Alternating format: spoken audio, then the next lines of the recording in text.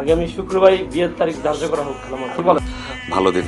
আচ্ছা মিষ্টি মুখ, আচ্ছা না আগে তোরা খা নে, মিষ্টি খা মিষ্টি খা। বাস্তবতাকে মেনে নিতে হবে না তোমার?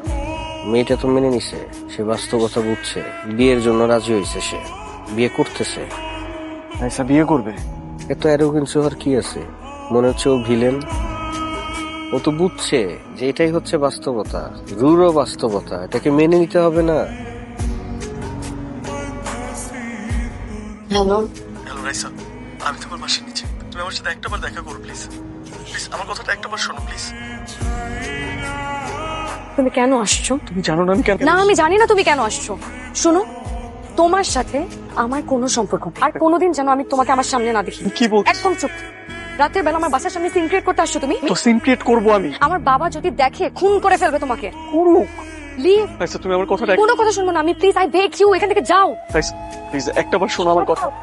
বাসার সামনে থেকে যাও, কেউ যদি দেখে কোনো প্রবলেম হবে। প্লিজ। প্লিজ